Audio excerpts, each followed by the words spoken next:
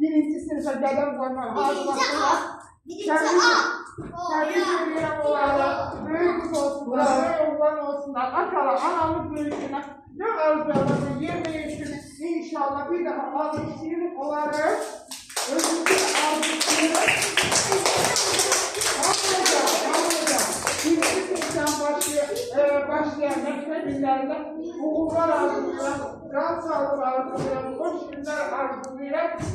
Ben istiyorum sizlerle bir yere